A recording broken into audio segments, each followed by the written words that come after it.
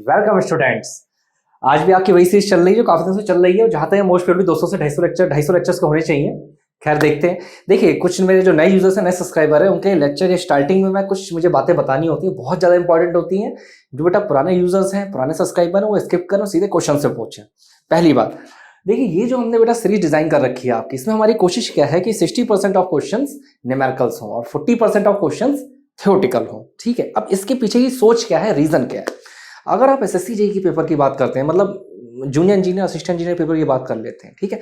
अगर आप SSC JEE की बात कर लीजिए या फिर असिस्टेंट इंजीनियर की बात कर लीजिए, एसएससी जेईई हो गया, UPPCL Uttar Pradesh power corporation limited हो गया, उसके अलावा आपका यूपी आरएनवीएल उत्तर प्रदेश राज्य विद्युत निगम लिमिटेड हो गया, उसके अलावा आपका CSEB Chhattisgarh state electricity board हो गया, और उसके अलावा आपके और भी एग्जाम्स हैं, जैसे महाराष्ट्र में आपका जेईई का पेपर होता है, सीआईएल कोल इंडिया लिमिटेड का पेपर है। तो एक अगर आप एनालिसिस करो, चलो एसएससी जेईई का पेपर उठाओ, पिछले 5 साल के पेपर उठाओ और उनके एनालिसिस करो, तो एक कॉमन बात निकल के आएगी। क्या कॉमन बात निकल के आएगी एसएससी जेईई के पेपर में, कि पिछले 5 साल में अगर आप देखोगे तो लगभग 60% वेटेज रहता है बेटा आपका न्यूमेरिकल का, और 40% वेटेज रहता है बेटा आपका थ्योरी वाले का।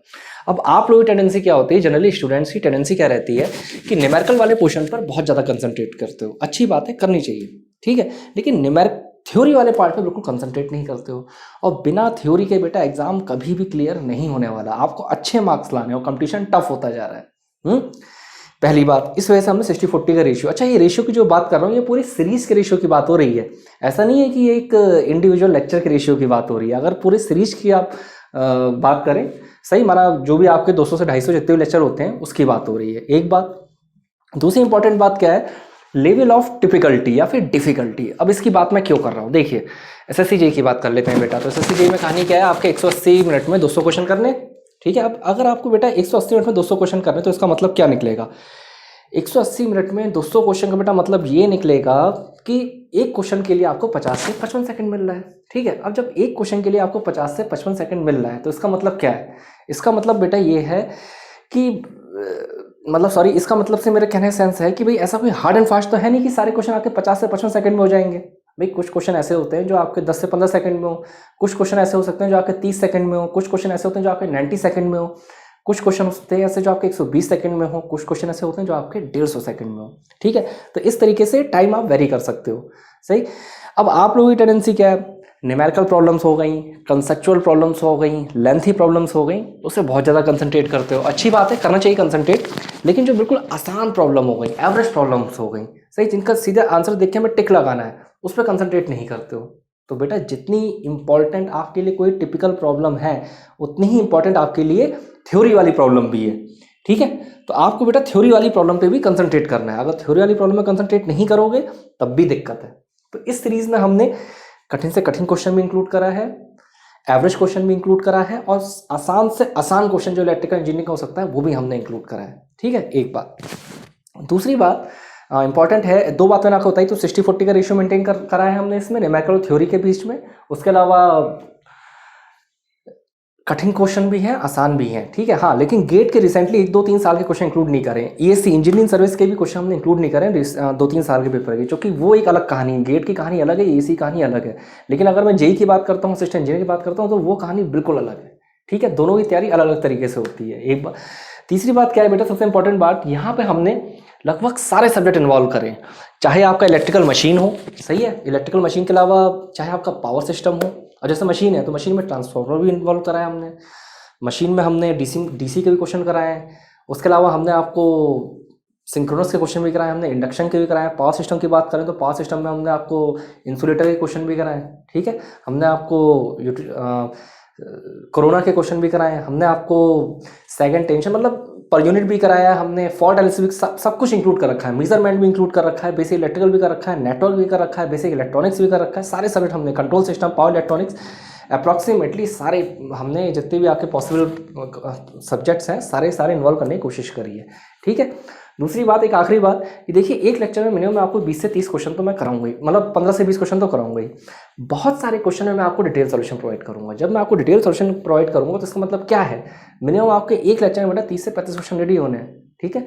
अगर एक लेक्चर में बेटा आपके 30 से 35 क्वेश्चन रेडी हो रहे हैं, यानी एक दिन में, तो 10 दिन में कितने होंगे, 10 दिन में 300, 350, और एक महीने में 1000 से 1500, और कंटिन्यूस अगर आप 6 महीने सीरीज देखते हो तो बेटा मिनिमम आपके 6 से 7000 क्वेश्चन रेडी होंगे। आप खुद से एज्यूम करके देखो, अगर बेटा आपके 6 से 7000 क्वेश्चन रेडी हो जाते हैं, ठीक है, तो इसका मतलब क्या होगा? इसका मतलब ये होगा कि फिर आप कोई जे या ए का पेपर देने जाते हो तो वहाँ आपको बहुत ज़्यादा हेल्प मिलेगी, है ना, वहाँ बहुत ज़्यादा हेल्प मिलेगी। तो सीरीज पूरी देखिए। और एक और इम्पॉर्टेंट बात, कुछ बीच बीच में कन्वेंशनल टाइप के क्वेश्चन डाल देता हूँ, ठीक है। उसका डालने का रीज़न क्या है कि देखो, हर लेक्चर में रिपीट कर ही रहा हूँ पिछले कुछ लेक्चर से, कि देखो कन्वेंशनल क्वेश्चन को लेके ऐसी अप्रोच अपनी मत डेवलप करो कि भाई कन्वेंशनल क्वेश्चन सिर्फ कन्वेंशनल एग्जाम के लिए है। ये चीज़ बेटा आप पे डिपेंड करती है, आप किसी क्वेश्चन से कितना ज़्यादा सीख सकते हो। भाई एक कन्वेंशनल क्वेश्चन अगर आप ढंग से लगाओ, दिमाग खोल के लगाओ, तो कम से कम 10 से ज़्यादा ऑब्जेक्टिव क्वेश्चंस आपके रेडी होंगे अगर आप सही से लगाते हो। सही, तो वो क्वेश्चंस भी हैं, हर टाइप के क्वेश्चंस आपको हमारी सीरीज में मिलेंगे। एक और बात, फॉन्ट साइज मैंने बहुत सारा लिख रखा है, तो फॉन्ट साइज को लेकर कई बच्चों को दिक्कत आ सकती है, ठीक है। तो फॉन्ट साइज की टेंशन बिल्कुल मत लो। जैसे ये नीचे मैंने सर्किट डायग्राम बना रखा है, नहीं किसी बच्चे को दिख रहा होगा, जब मैं इसे सॉल्व करूँगा ना बेटा तो मैं इसे जूम आउट करके बनाऊंगा, ठीक है। बस यहाँ मैंने लिख लिया है। फॉन्ट साइज की टेंशन इसलिए मत लो क्योंकि मैं हर क्वेश्चन को 1 या 2 बार कम से कम रिपीट और धीरे धीरे करके बोलूँगा, ठीक है। तो फॉन्ट साइज की टेंशन लेने की रिक्वायरमेंट नहीं है। दूसरा, कई जगह मैं ऑप्शंस नहीं लिखता हूँ, कई जगह मैं ऑप्शंस कम कर देता हूँ। भाई 4 ऑप्शंस आते हैं जनरली ऑब्जेक्टिव टाइप पेपर में, मैं 3 ही लिखता हूँ, 2 ही लिखता हूँ, नहीं भी लिखता हूँ, तो मेरा इतनी जगह नहीं होती, इस वजह से नहीं लिखता हूँ, सही है। तो उसी टेंशन भी लेने की कोई रिक्वायरमेंट नहीं है, ठीक है। तो चलिए आज लेक्चर स्टार्ट करते हैं। पूरे लेक्चर में बेटा कहीं कोई दिक्कत फंसती है तो यूट्यूब पर बेटा मुझे कमेंट करके बताओ, ठीक है। कई बार कुछ बच्चों को किसी पर्टिकुलर क्वेश्चन में प्रॉब्लम आती है, वो कमेंट लिख देते हैं कि सर इस क्वेश्चन में ऐसा है, तो आप मुझे पर्टिकुलर टाइम बता दिया करो उस लेक्चर का कि भाई 25 मिनट 36 सेकंड या फिर 1 घंटा 3 मिनट 12 सेकंड पे, तो मुझे उस चीज़ में आसानी रहती है उस चीज़ को पर्टिकुलर देखने में। मैं पूरा लेक्चर दोबारा देखना दिक्कत वाला काम हो जाता है, ठीक है। तो मुझे आप टाइम स्पेसिफाई कर दिया करो, ठीक। और काफ़ी क्वेश्चन से मैं ऐसा बोलता हूँ कि ये मैंने लेक्चर में डिटेल में पढ़ा रखा है, सही है। जैसे कोई टॉपिक आ गया तो वो मैंने डिटेल में पढ़ा रखा है, तो वो आप मुझे मेंशन कर दिया करो। तो अगर आपको डिटेल में चाहिए तो मैं आपको उस पर्टिकुलर लेक्चर का वीडियो लिंक कर दूंगा, आप जो लिंक होगा वीडियो का वो मैं आपको शेयर कर दूंगा। अदरवाइज आप मुझे अपना व्हाट्सअप नंबर दे सकते हो, व्हाट्सअप नंबर पे मैं आपको शेयर कर दूंगा अगर टाइम मिलेगा, ठीक है। चलिए आज का लेक्चर स्टार्ट करते हैं। तो यहाँ देखिए मैंने काफ़ी सारे क्वेश्चंस लिख रखे हैं अपने पहले ही पार्ट में। पहले मैंने बाइफरकेट कर दे रहा हूँ, ये है बेटा आपका पहला क्वेश्चन, ठीक है। फिर ये है आपका दूसरा क्वेश्चन। मुझे खुद बहुत ध्यान से देखना पड़ रहा है क्योंकि आज कुछ ज़्यादा ही फॉन्ट साइज छोटा हो गया है। यह है आपका थर्ड क्वेश्चन। नेक्स्ट है आपका फोर्थ क्वेश्चन, फिर है आपका फिफ्थ क्वेश्चन, फिर सिक्स्थ क्वेश्चन और ये 7th क्वेश्चन, सही। तो चलिए पहले इधर का हिस्सा साफ करते हैं। तो पहला क्वेश्चन करते हैं। पहला क्वेश्चन आपका क्या है, देखिए, for transmission of same power, for transmission of same power, A option दे रखा है बेटा डीसी, डीसी का मतलब डायरेक्ट करंट, सही है। DC line requires more copper than AC lines. B option दे रखा है बेटा AC line requires more copper than DC lines. C option दे रखा है both AC as well DC line need same copper. Repeat कर रहा हूं question, for transmission of same power, for transmission of same power, A है बेटा आपका DC line requires more copper than AC line. DC मतलब direct current, AC मतलब alternating current. B है AC line requires more copper than DC line.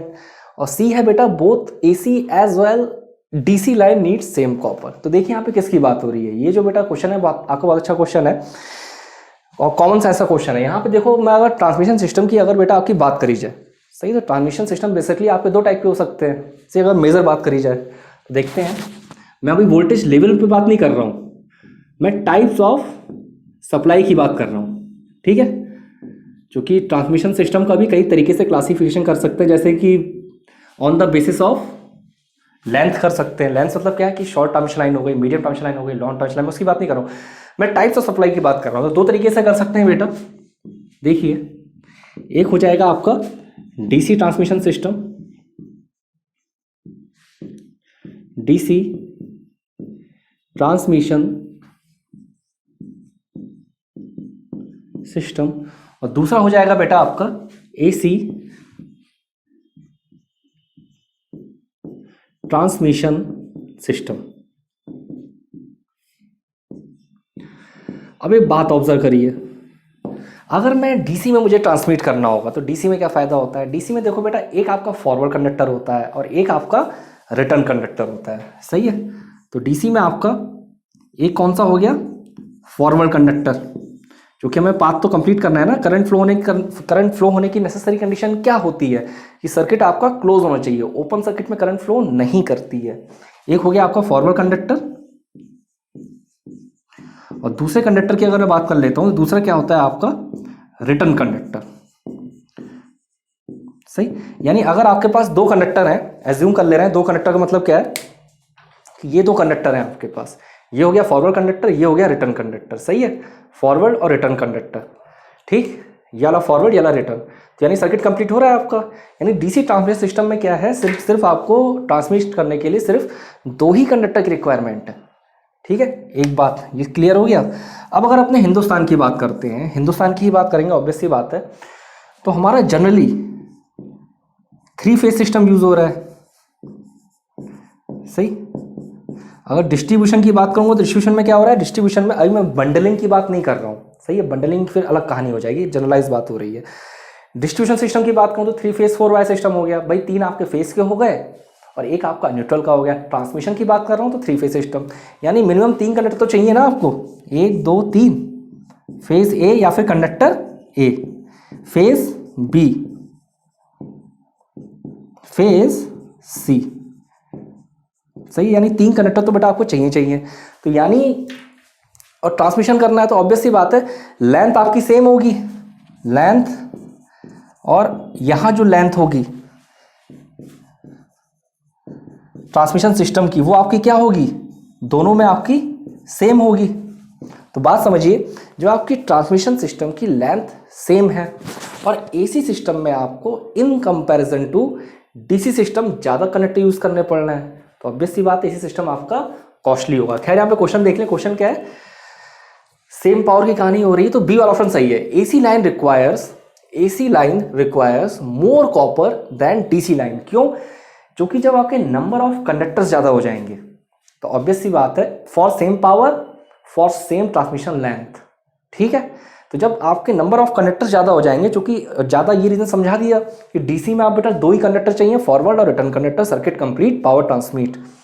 लेकिन AC में तो ऐसा नहीं है ना, एसी में तो बेटा 3 फेज है, 3 फेज है, यानी फेज है, फेज भी फेज, यानी 3 कंडक्टर तो ऐसे ही हो गए, ठीक है। फिर बंडलिंग भी आ जाएगी, दुनियादारी पूरी है फिर, लेकिन अभी इतना नहीं जा रहे हैं। तो एसी में आपको ज़्यादा नंबर कंडक्टर चाहिए तो ज़्यादा कॉपर लगेगा, डीसी में आपको कम नंबर ऑफ कनेक्टर चाहिए तो कम कॉपर लगेगा। ये क्वेश्चन आपको ऐसे भी आ जाता है, for transmission same power costing पे आ जाता है, तो एसी में ज़्यादा कॉस्टिंग लगती है, तो यहाँ पे कौन सा ऑप्शन सही होगा, बी वाला ऑप्शन सही होगा, ठीक है। कॉस्टिंग में भी थोड़ा सा लॉजिकल रीज़न है। कॉस्टिंग की कहानी क्या है, चलिए बताते हैं आपको। वैसे ये सारी चीज़ें मैंने डिटेल में पढ़ा रखी हैं, सही है। ये आपका कैल्विन्स लॉ करके ये सब टॉपिक्स हैं आपके, तो अगर आपको चाहिए तो मैं आपको लिंक शेयर कर दूंगा, आप मुझे यूट्यूब पे कमेंट कर दीजिएगा, लिंक आपको मिल जाएगा वीडियो का, या फिर व्हाट्सअप नंबर दे दीजिएगा, तो व्हाट्सअप नंबर पे करवा दूंगा। देखिए दरअसल एसी सिस्टम में कहानी क्या है, देखिए हमारे हिंदुस्तान में जितना भी जनरेशन हो रहा है, मेजर जनरेशन हमारा एसी में ही हो रहा है, ठीक है। चाहे आपका हाइड्रो पावर प्लांट हो, चाहे बेटा आपका न्यूक्लियर पावर प्लांट हो, चाहे आपका थर्मल पावर प्लांट हो, ठीक है। मेजर जो जनरेशन हो रहा है वो आपका एसी में हो रहा है। अब सोलर वाला डीसी वाला कहानी है, ठीक है, और इतना जनरेशन है नहीं अभी सोलर का। तो एसी में अगर जनरेशन हो रहा है तो एसी में कहानी क्या होती है, एसी में कहानी ये होती है कि भाई एसी में आपका जनरेशन हुआ, ठीक है। जब आपका एसी में जनरेशन हुआ, आपने उसे स्टेप अप करा, स्टेप अप कैसे करोगे, ट्रांसफार्मर लगा दोगे, स्टेप अप हो जाएगा, फिर उसे ट्रांसमिट कर दोगे। अब जो बेटा आपका रिसीविंग एंड होगा, रिसीविंग एंड पे क्या करोगे, रिसीविंग एंड पे आप सिंपल स्टेप डाउन कर लोगे, एक स्टेप डाउन ट्रांसफर लगा लोगे और फिर डिस्ट्रीब्यूशन में चला जाएगा। ये इसी कहानी है। नंबर ऑफ कनेक्टर इसमें ज़्यादा लग रहे हैं। डीसी में कहानी क्या है, डीसी में बेटा जनरेशन तो एसी में हो रहा है, ट्रांसमिशन बेटा आपको डीसी में करना है। जनरेशन एसी में हो रहा है, ट्रांसमिशन आपको डीसी में करना है, तो यानी आपको बेटा कन्वर्टर और रेक्टिफायर ये सब यूज़ करने पड़ेंगे। यानी डीसी को पहले जनरेशन एसी में हो रहा है तो एसी को पहले डीसी में कन्वर्ट करोगे, सही। एसी को डीसी में कन्वर्ट करा, फिर ट्रांसमिट कर दिया, अब ट्रांसमिट हो गया डीसी में, फिर उसे आपने कन्वर्ट करा एसी में, फिर उसे स्टेप डाउन कराया। तो यानी यहाँ पे डीसी वाले में कन्वर्टर की कॉस्ट और एडिशनल लग जाती है, जबकि एसी वाले में कन्वर्टर की कॉस्ट नहीं लग रही है। तो यानी डीसी ट्रांसमिशन सिस्टम में सब स्टेशन पर कॉस्टिंग ज़्यादा होती है in comparison to AC transmission system. तो अगर मैं शॉर्ट डिस्टेंस की बात करता हूं, तो शॉर्ट डिस्टेंस में कहानी क्या होती है, शॉर्ट डिस्टेंस में एसी की कॉस्टिंग कम होती है ट्रांसमिशन सिस्टम में। क्यों? क्योंकि एसी में कन्वर्टर यूज नहीं हो रहे हैं। Genic Prime is the new features by Genic Education where you will get 450 plus video series questions explanation, Prime Facebook group for doubt solving, assignments, live sessions and many more. If you are interested then visit website and join quickly. For any query call on 9837933283. ठीक है, लेकिन number of connector ज्यादा है उसके बावजूद भी कम distance के लिए एसी ट्रांसमिशन सिस्टम सस्ता होता है in comparison to DC transmission system. लेकिन अगर लॉन्ग ट्रांसमिशन सिस्टम की बात करते हैं तो उसमें कहानी क्या होती है कि मानते हैं डीसी में कन्वर्टर की कॉस्ट लगी, ठीक है, लेकिन क्योंकि कंडक्टर की कॉस्ट तो कम होती जाएगी ना डिस्टेंस के साथ, तो कुछ डिस्टेंस के बाद डीसी आपको सस्ता हो जाता है इन कंपेरिजन टू एसी। तो चलिए बेसिक बातें थी जो सारी आपको मैंने बताई, पहला क्वेश्चन हो गया। नेक्स्ट क्वेश्चन देखते हैं, ऊपर से स्टार्ट करते हैं। A DC ammeter has a resistance of 0.1 ohm. देखो फॉन्ट साइज से टेंशन मत लेना, 2 बार क्वेश्चन रिपीट करूंगा, मैं समझ रहा हूँ छोटा है फॉन्ट साइज, ठीक है, क्योंकि बच्चों बहुत सारे कमेंट आ जाते हैं फिर। A DC ammeter has a resistance of 0.1 ohm and its current range is 0 से 100 ampere. If the range is extended to 0 से 500 ampere then shunt resistance should be. A है आपका 0.25 ओम, बी है आपका 0.5 ओम, सी है 0.025 ओम, डी है आपका 0.05 ओम। रिपीट कर रहे हैं क्वेश्चन बेटा। A DC ammeter has a resistance of 0.1 ohm and its current range is 0 से 100 ampere. if the range is extended to 0 से 500 ampere then shunt resistance should be। A है बेटा आपका 0.25 ओम, B है 0.5 ओम, C है आपका 0.025 ओम, D है आपका 0.05 ओम। तो देखिए सवाल को सॉल्व करने में तो उसकी लैंग्वेज बहुत ध्यान से पढ़नी होती है, कई बार बोल ही चुका हूं। तो देखिए यहाँ किसकी बात हो रही है बेटा, आपकी डीसी मीटर की बात हो रही है, ठीक है, यहाँ पे आपकी डीसी मीटर की बात हो रही है, सही है। अब अगर डीसी मीटर के रेजिस्टेंस की बात करते हैं तो डीसी मीटर का रेजिस्टेंस क्या होता है, डीसी मीटर का रेजिस्टेंस आपका होता है 0.1 ओम, सही है। करंट रेंज की बात करी जाए, सही, तो करंट रेंज आपकी क्या होती है, करंट रेंज होती है बेटा आपकी 0 से 100 एम्पियर। करंट रेंज आपकी क्या है, 0 से 100 एम्पियर। अब कह रहे हैं if the range is extended, इस रेंज को अगर बढ़ाया जाए, कहां तक बढ़ाया जाए, 0 से 500 एम्पियर। अगर इसी रेंज एक्सटेंड करके 0 से 500 एम्पियर करी जाए तो शंट रेजिस्टेंस आपका क्या होगा, देन शंट रेजिस्टेंस की बात हो रही है। शंट रेजिस्टेंस आपका क्या होगा, 0.25 ओम, 0.5 ओम, 0.025 ओम और 0.05 ओम। चलिए बढ़िया सवाल है। देखिए यहाँ पे करंट थ्रू मीटर की बात करूं, सही है, तो करंट थ्रू मीटर क्या दे रखा है, 100 एम्पियर, क्योंकि करंट थ्रू मीटर IM वो आपको क्या दे रखा है, 100 एम्पियर, ये आपकी है करंट थ्रू मीटर, सही है। अब मैं अगर आपसे बोलूं total current required, range is extended through बेटा 0 से 500 एम्पियर, यानी टोटल करंट रिक्वायर्ड क्या होगी, यानी आई आपकी क्या होगी, आई होगी आपकी 500 एम्पियर। तो टोटल करंट रिक्वायर्ड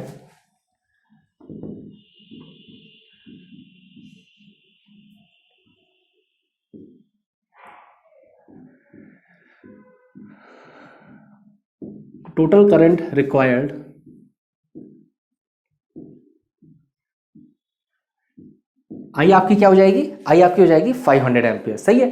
सेम इसी तरीके से अगर मैं मीटर रेजिस्टेंस की बात करूं तो मीटर रेजिस्टेंस आपको क्या दे रखा है, मीटर मतलब डीसी मीटर, मीटर रेजिस्टेंस आपको दे रखा है 0.1 ओम। तो देखिए मीटर, अगर वहां आपको फोन साइज से दिक्कत आ रही है तो मैं यहां बिल्कुल बड़ा बड़ा करके लिख रहा हूं बेटा, सही है। मीटर रेजिस्टेंस की बात करूं, मीटर रेजिस्टेंस जनरली अब RM से रिप्रेजेंट करेंगे, तो RM आपका कितना है 0.1 ओम, ये आपका क्या है, ये आपका मीटर रेजिस्टेंस है, सही। इसी तरीके से अगर शंट रेजिस्टेंस, और आपको निकालना क्या है, आपको शंट रेजिस्टेंस निकालना है। शंट रेजिस्टेंस का फॉर्मूला क्या होता है, RM divide by I upon IM minus का 1, सही है। देखिए शंट रेजिस्टेंस यही आपको कैलकुलेट करना है, शंट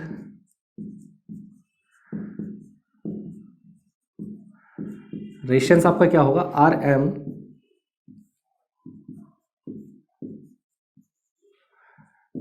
सही सही। अब यहाँ पे बेटा सारी वैल्यू रख लीजिए। अगर मैं आर एम की बात करता हूँ मीटर रेजिस्टेंस की, तो मीटर रेजिस्टेंस आपका क्या है, मीटर रेजिस्टेंस है आपका बेटा 0.1। अगर आई की बात करूँ, आई क्या है 500। आई एम की बात करें तो आई एम है आपका 100। सही है, उसे डिवाइड करके निकाल लो आंसर। 5 में से 1 4.1। तो ये आपको बेटा सॉल्व होके क्या आएगा, यहाँ पे सॉल्व होके आपका आएगा 0.025 ओम। 0.025 ओम, यानी किस पे टिक लगाओगे। अब देखो कितने शानदार इसमें ऑप्शन दे रखे हैं। ऑप्शन बिल्कुल 0.25 भी दे रखा है बेटा आपको, 0.5 ओम भी दे रखा है। सही, 0.025। तो बच्चे यहाँ मिस्टेक करते हैं कैलकुलेशन में। तो जहाँ इस टाइप के क्वेश्चन होते हैं मैं सारे ऑप्शंस में लिखता हूँ, ठीक है। क्योंकि ये क्वेश्चन जो आपका होता है बेटा, जो होता क्या है, देखो यहाँ मैं आपको खड़े होकर सॉल्व करा रहा हूँ, आप भी अपने घर में बैठ कर आराम से लिख रहे होगे क्वेश्चन कॉपी पे। अगर लिख रहे होगे तो वो एक अलग कंडीशन होती है। जब एग्जाम देने जाते हो तो एग्जाम में कहानी क्या बनती है कि एक प्रेशर होता है कि अरे यार 180 मिनट में 200 क्वेश्चन कर रहे हैं, तो एक अलग ही मेंटल प्रेशर होता है। इसलिए मैं हमेशा आपसे कहता हूँ कि बेटा टेस्ट सीरीज ज्वाइन करो। हमारी भी यानी कि टेस्ट सीरीज आएगी, वो ज्वाइन कर सकते हो। अदरवाइज बहुत सारी है, कोई भी टेस्ट सीरीज जरूर ज्वाइन, टेस्ट सीरीज ज्वाइन करना बहुत जरूरी है, ठीक है। पढ़ाई लिखाई अपनी जगह, टेस्ट सीरीज अपनी जगह है। टेस्ट सीरीज की आदत डालो डेली, नहीं तो हर दूसरे तीसरे दिन एक टेस्ट देते रहो, ठीक है। भले 3 घंटे का काम है, 2 नंबर टेंशन मतलब नंबर कितने आ रहे हैं कितने नहीं आ रहे हैं वो एक अलग मैटर है, वो एक अलग मुद्दा है। लेकिन उस मेंटल प्रेशर को झेलने के लायक बनो। चलिए खैर ये बात अलग है, कभी और करेंगे इससे बात। तो देखिए सिंपल सवाल था आपका, डीसी मीटर दे रखा था, सारी वैल्यू दे रखी थी। सिंपल बेटा आपको फॉर्मूला क्या पता होना था, आपको सिंपल फॉर्मूला अगर पता है शंट रेजिस्टेंस कैसे निकाला जाता है। शंट रेजिस्टेंस बेसिकली RSH होता है आपका, ठीक है, RSH। तो जो शंट रेजिस्टेंस होता है simple RM upon I/IM minus का 1, ये आपका क्या होता है बेटा, ये होता है आपका शंट रेजिस्टेंस, ठीक है। चलिए आज के लेक्चर के 2 ऑब्जेक्टिव क्वेश्चंस हो गए। नेक्स्ट क्वेश्चन देखते हैं।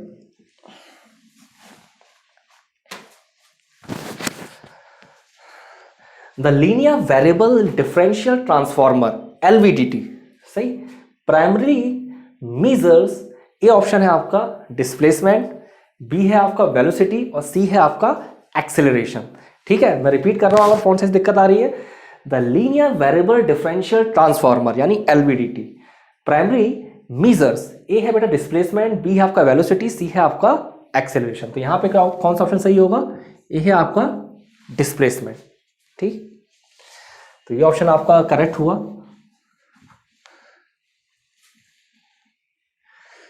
चलिए वैसे LVDT आपको पता ही है, LVDT मेजरमेंट का टॉपिक है आपका। अगर मैं बात करूं तो जो लीनियर वेरिएबल डिफरेंशियल ट्रांसफार्मर होता है, लीनियर वेरिएबल डिफरेंशियल ट्रांसफार्मर, सही है, वो बेसिकली आपका ये आपका इलेक्ट्रिकल ट्रांसफार्मर का टाइप होता है, सही है। और ये किसके लिए होता है, लीनियर डिस्प्लेसमेंट को मेजर करने के लिए। तो ये पॉइंट अपने नोट्स में नोट डाउन कर लीजिए। चलिए मैं लिख दे रहा हूं, the linear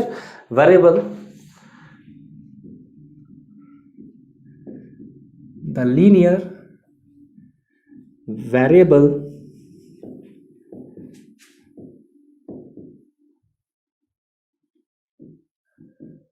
differential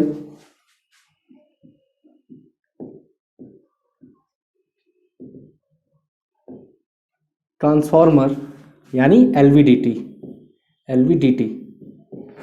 is a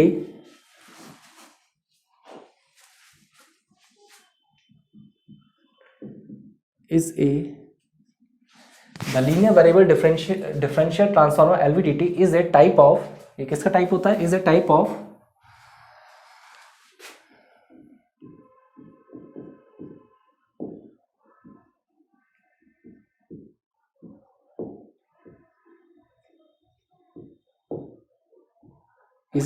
electrical transformer which measures the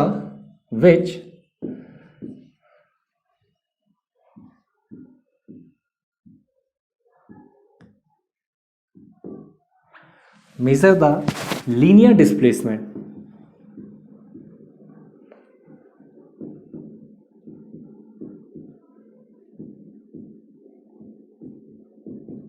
सही है, जो लीनियर डिस्प्लेसमेंट को आपका मेजर करता है, ठीक है। इंपॉर्टेंट पॉइंट है, याद रखिएगा, ऑब्जेक्टिव में आपको पूछा जाता है। उसके अलावा अगर LVDT की बात करी जाए, सही है, तो ये बेसिकली आपका इंडक्टिव ट्रांसड्यूसर ही बोल सकते हैं। It is the most widely used inductive transducer that converts the linear motion into the electrical signal, सही, ये इंपॉर्टेंट पॉइंट है। It is most widely used, it is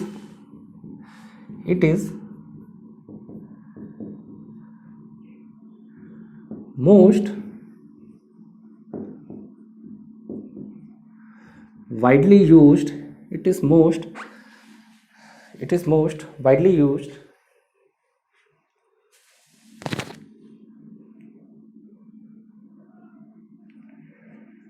electrical inductive transducer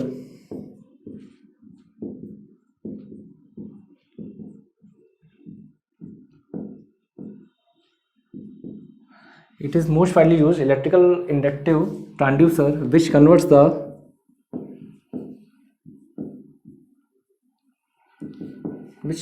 the linear motion into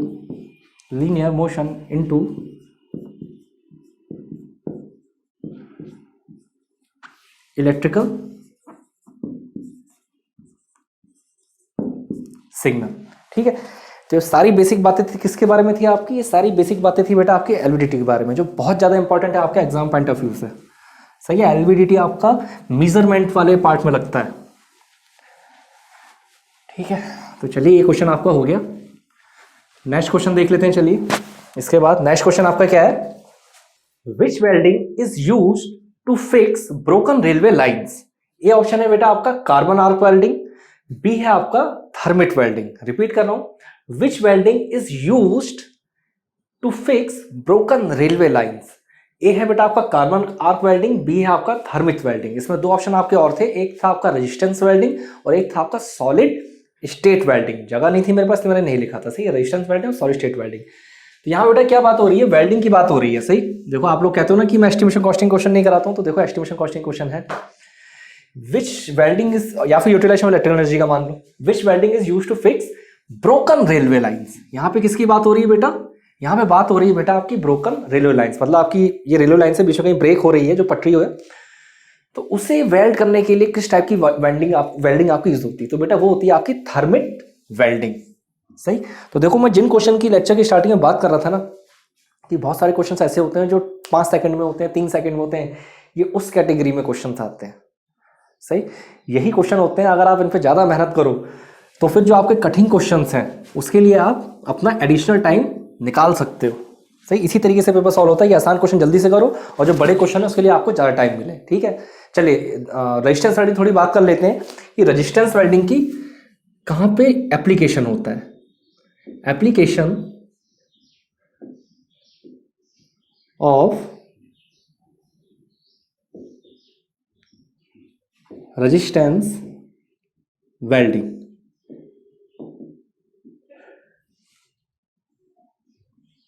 सही है, अगर मैं resistance welding की बात करता हूँ उसका कहाँ का यूज होता है। सही, बेसिकली आपकी रेजिस्टेंस वेल्डिंग बहुत सारी इंडस्ट्री में यूज होती है। सही है, और कौन से प्रोडक्ट को बनाने में यूज होती है, ये यूज होती है आपकी थिनर गेज मीटर्स को वेल्ड करने में। सही है, तो मैं शॉर्ट में लिख रहा हूं, थिनर गेज मीटर, यहां पे वेल्ड करने में इसका बहुत ज्यादा यूज होता है। मैंने पूरा थ्योरी नहीं लिखी, सिर्फ थिनर गेज मीटर्स। सही, सिर्फ इतना लिखा है, ये पॉइंट रखिए, आपका ऑब्जेक्टिव में यही पूछा जाता है। सही है, या फिर आपकी कहाँ यूज होती है, जो आपकी ट्यूब्स होती हैं स्मॉलर स्ट्रक्चर सेक्शंस होते हैं। सही है, मैं लिख दे रहा हूँ स्मॉलर, ये आपका ट्यूब्स में यूज होती है वेल्डिंग में, एंड स्मॉलर स्ट्रक्चर वहां पे इसका हम यूज करते हैं।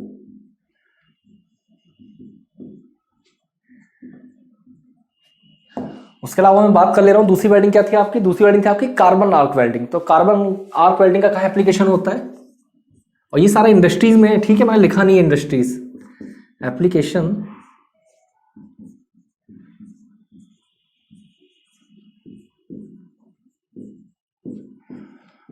Of carbon arc welding. अगर मैं कार्बन आर्क वेल्डिंग की बात करता हूं तो इसका एप्लीकेशन कहाँ होता है। सही है, इसका आपका होता है स्टेनलेस स्टील का होता है विद थिनर गेज। सही है, और वो भी आपका इंडस्ट्री में ही होता है।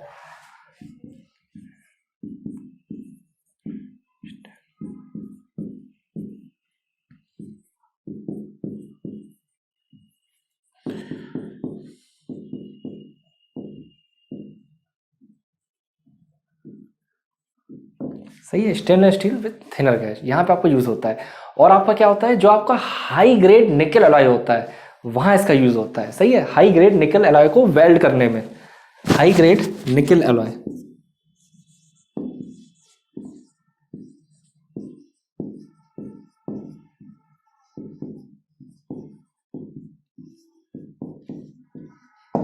सही है। और इसका कहाँ यूज होता है कार्बन आर्गन वेल्डिंग का, इसका यूज होता है गैल्वेनाइज शीट्स होती हैं जो आपकी कॉपर की होती हैं, जो आपकी गैल्वेनाइज स्टील, वहां भी आपका as a filler material use होता है। सही है, galvanize steel using copper silicon manganese for filler material. तो चलिए पॉइंट लिख नहीं रहा हूँ, ये चीज याद रखिएगा, ये भी आपका एग्जाम में पूछा जाता है। सही, तो देखो बेटा एस्टिमेशन कॉस्टिंग के तो इसी टाइप के क्वेश्चन आते हैं।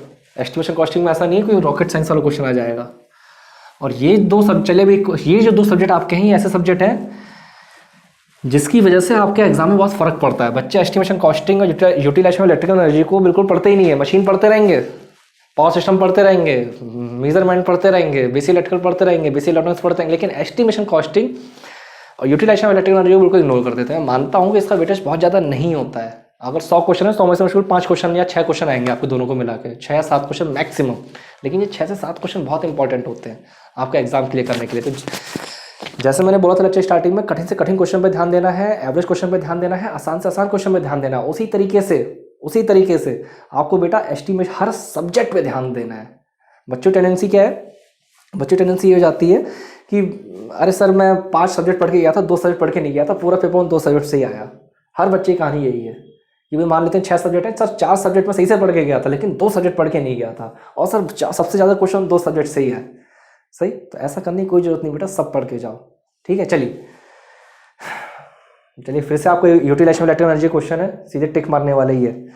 The illumination at a surface due to source of light placed at distance small d from surface varies as. ये ऑप्शन है 1/d स्क्वायर, बी है बेटा 1/d, सी है डी है आपका d स्क्वायर। रिपीट कर रहा हूं, the illumination at a surface due to source of light placed at distance small d from surface varies as।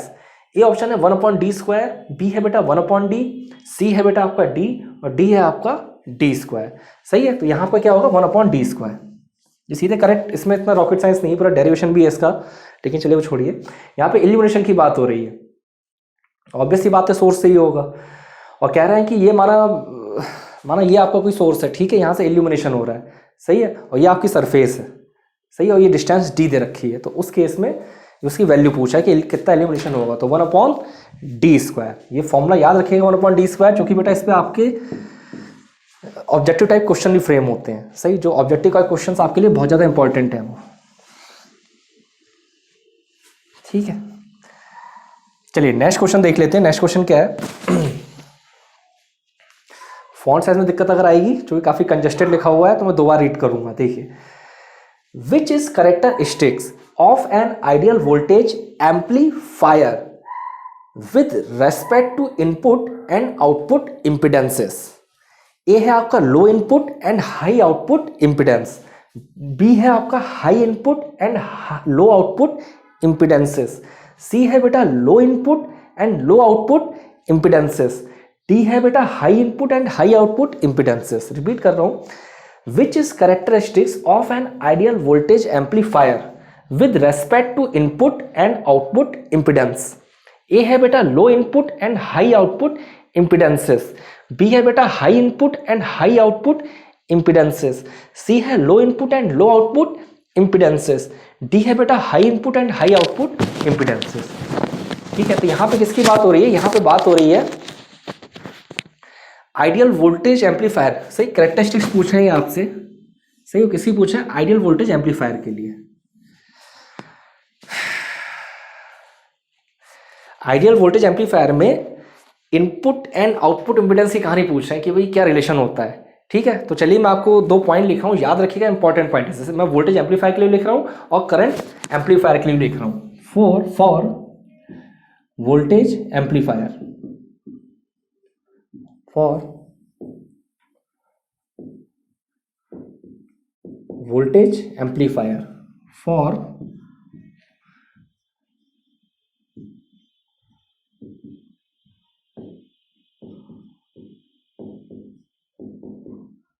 Current amplifier, ठीक है। तो अगर बेटा वोल्टेज एम्पलीफायर की बात करता हूँ, वोल्टेज आइडियल वोल्टेज एम्पलीफायर की बात करूँ तो हमेशा याद रखिएगा कि जो इनपुट इम्पीडेंस होता है वो आपका शुड बी हाई होना चाहिए, आउटपुट इम्पीडेंस शुड बी लो। देखिए input impedance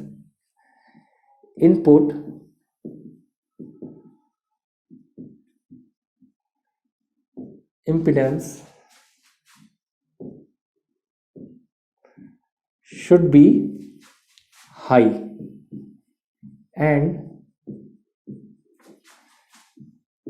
output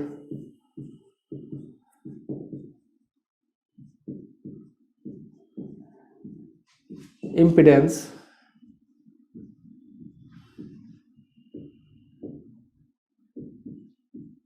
should be low। सही है। वोल्टेज एम्पलीफायर में जो आपका इनपुट इम्पीडेंस है वो बेटा हमेशा शुड बी लो होना चाहिए, वो सॉरी शुड बी हाई होना चाहिए, और आउटपुट इम्पीडेंस आपका क्या होना चाहिए, लो होना चाहिए। सेम अगर मैं करंट एम्पलीफायर की बात करूं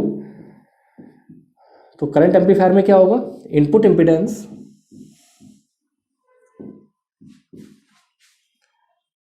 should be low and output impedance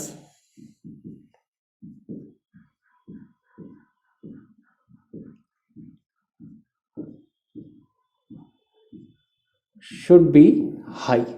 सही है। तो यहाँ पे देखिए, यहाँ पे किसकी बात हो रही थी, यहाँ पे बेटा आपकी बात हो रही थी वोल्टेज एम्पलीफायर की। तो मैंने क्या बोला, इनपुट इम्पीडेंस हाई होना चाहिए।